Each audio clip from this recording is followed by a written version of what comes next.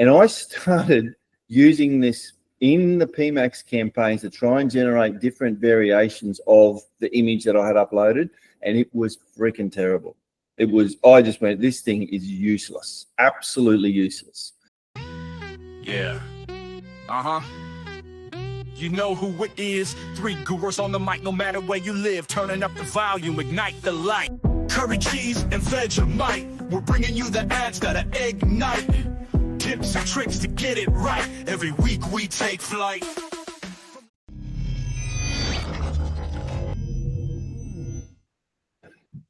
Well, that's attribution. Is there anything else that's happening in the news, in Google News you can use? Google News you can use for click and views. Yes, that's our segment that we've just segued into. Google, Colby named that last week. Yeah. Hold on, I have a screenshot that I sent to Glen in a Slack. And I'll find it. But it's from Ginny.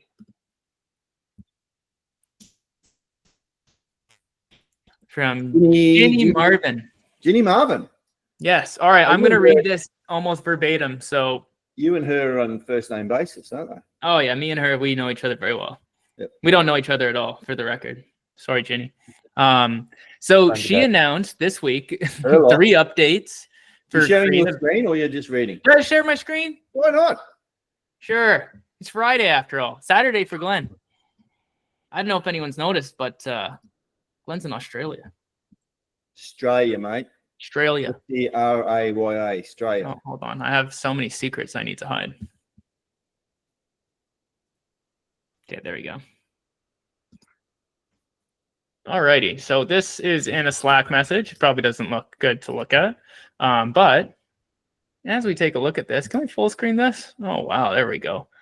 So 3 updates in creative assets in Google Ads. Number 1, rolling out the ability to generate lifestyle images that contain adult people and faces. You can add text prompts to refine your generated images, hide the ones you don't, and you can basically approve and review each image. So I'm imagining that's coming, to PMAX demand gen. Interesting time. I mean, I mean, of course we run PMAX, run some demand gen. I never like to get too stuck up in it, but it is, especially once you get into the bigger pieces, everything's important. And I mean, that could save some time. We'll just go through them all. If we want to keep talking, we keep talking. Number 1 or 2, introducing an asset audience recommendations, where you'll get suggested image themes and elements that likely resonate with a specific audience. I think that's pretty cool if it works. I don't know how confident I am about this, but I'm not. Yeah, like I'm just wondering if this is just kind of how, Google and Facebook are like, hey, why don't you use our enhanced features and we'll do whatever we want to do and we'll give you no visibility or control. And it might not actually improve performance at all. And it's interesting you say that, because I literally had an example of this, and I turned off all automatic asset generation. So inside automated assets, at the account level, you can turn off dynamic image creation. And inside PMAX, you can turn off asset creation. Mm-hmm. Somehow, there was still auto-generated images showing up that Google just started. And let's just say that I was selling a skateboard, right? I'm selling a skateboard, and the image that Google put up was a car. Okay. I think I have another one where I'll just be exact. It was a jacket, and they were showing a boat. I'm not even kidding. I brought it up to the rep, and they're like, oh yeah, I don't know. I don't, this isn't something that happens super common, but I mean, 2 out of 3 is pretty bad. That's terrible. That is absolutely terrible. And the thing is, you got to try and go, well, why is this happening? You'd think you turn off all the auto-generated asset things, and yet Google goes, no, we know better. No, actually, you don't. Mm-hmm. Now, in saying that too, and reading that update from Ginny, So Google, I'm sort of fairly conversant with all the image generation models that are currently on the market, and Google's model into the arena is a model called Imagen 3, Imagen 3, and it rolled out an update maybe a week or two ago, and everyone was raving how amazing this was. People are obviously aware of Stability AI and Midjourney and Leonardo, and there's all these video generations that are now coming into the image generation market. So for a while now, Google has had the ability, and I played with this last week inside Performance Max. Inside Performance Max, you can auto-generate some images on different dimensions. And I went, okay, I'll see how good you are. And I started using this in the PMax campaigns to try and generate different variations of the image that I had uploaded, and it was freaking terrible. I just went, this thing is useless, absolutely useless. So great. You're announcing it. I hope it's better than what you actually had. I also tried it inside Merchant Center. Merchant Center has the ability to modify images at the product level. Same thing. It was terrible.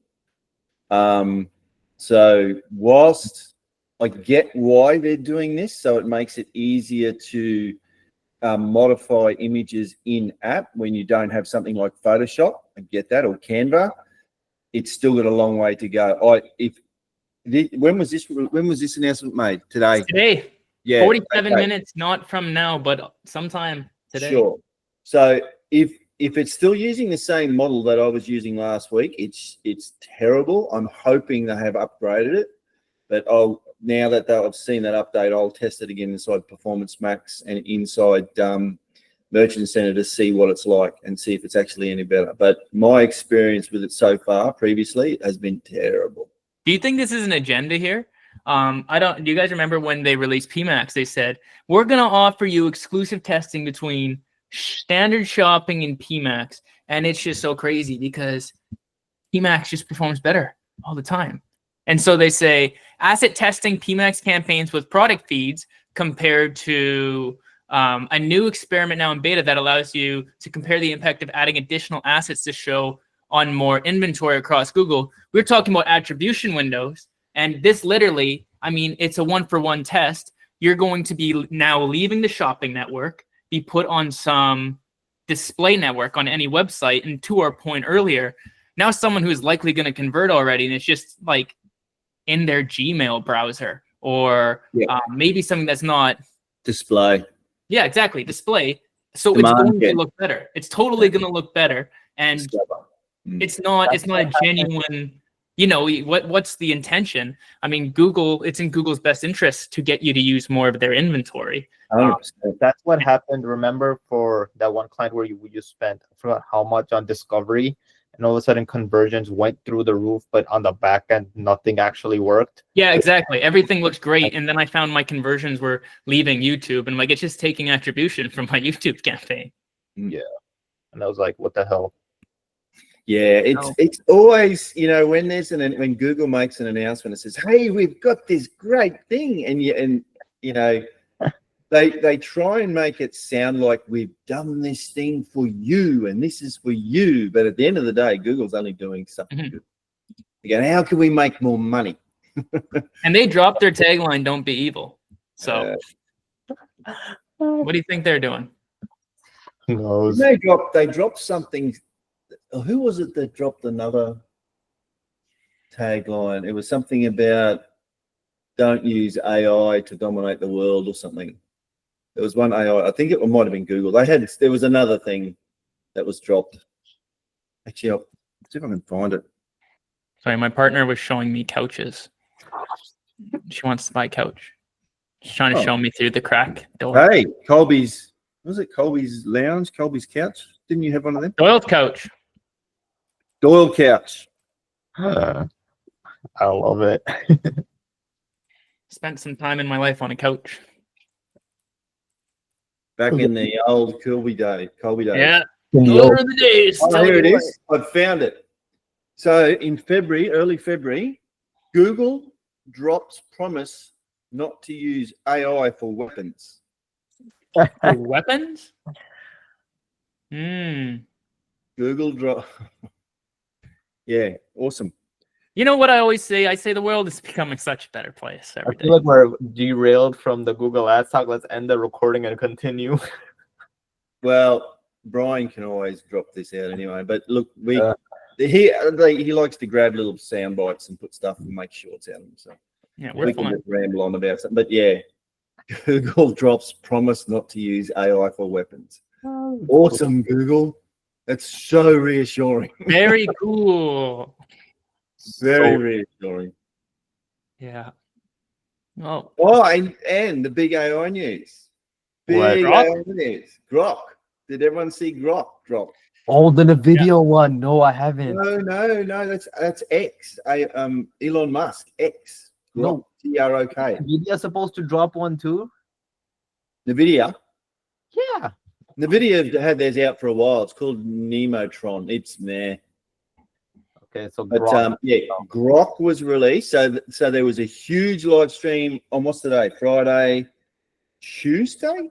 No, Monday. It was Monday evening. So it was 8 p.m. Pacific time, Monday. Elon Musk, big announcement. Grok released. It was a live stream on X, and it was Elon Musk was saying the smartest AI in the world, and did all these benchmarks, better than OpenAI, better than DeepSeek, better than Google, the whole lot. And they were running experiments and all that sort of stuff. And everyone's like, oh yeah. I mean, then people are gonna judge it for themselves. But I'm not hearing the same things. it's okay. A lot of people are actually quite impressed with it because, and they showed this timeline of OpenAI and when they were releasing GPT-3, 3.5, 4, and it was like over 3 years. And then it had X's timeline and it was 1 year. It was like, but isn't that kind of like DeepSeek? Like if you just wait for everyone else to do everything, and I know he had all the freaking, I forget what they're called, whatever NVIDIA produces. What are they called? They're sitting on those. They just see what everyone else is doing. It's easier to make something better if you're. But so the thing that Elon Musk has in his favor is infrastructure build, because they've got infrastructure build with Tesla, all the mega factories. They've got all the battery. So they create Teslas. Now they're creating the robots. They've got SpaceX. So through manufacturing, they created a supercluster, the world's biggest supercluster of NVIDIA H100s in one gigantic factory. And it was already a pre-built factory, but they built this thing out in record time. Everyone's blown away at how quickly they got it in. That's what they trained Grok on, Grok 3. So Grok 2, they did 10 times more. It's 10 times more powerful, 10 times more compute. So that's the big thing, is compute. They had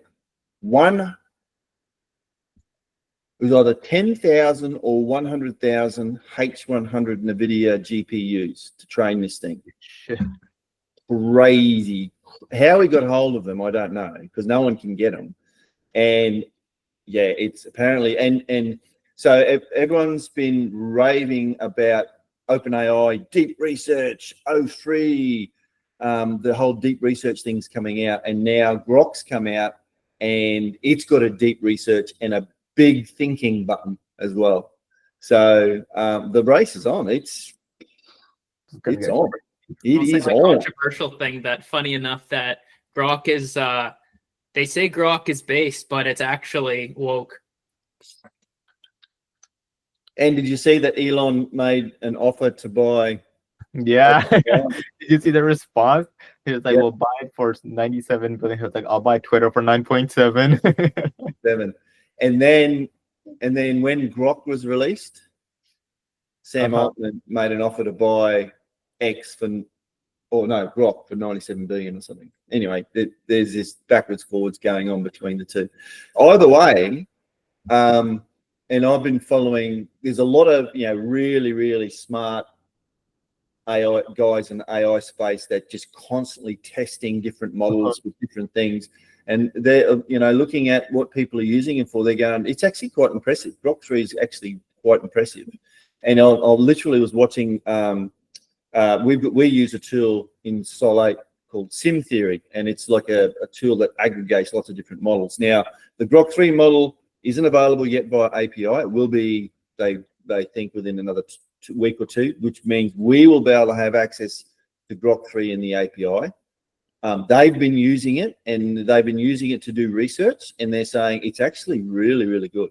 It's got Twitter data. That's the one thing.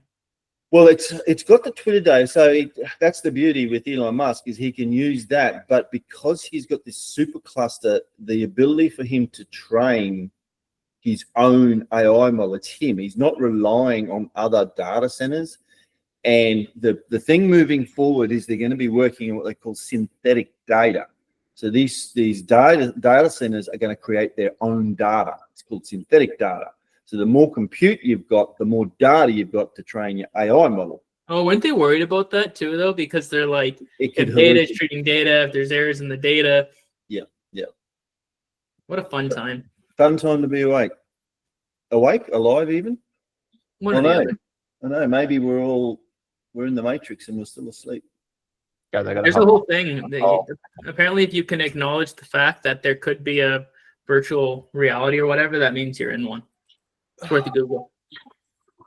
The whole theory. Damn. Well, maybe that's enough. That'll do for the recording for the day. Thank you for your time and watching the Colby Cheese and Vegemite. Till next time.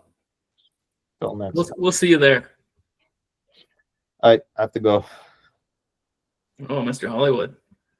3 experts, 1 mic, and 1 million views, bringing you the news you can really use. From Pakistan to Canada to Aussie land, we connect the world with a master plan.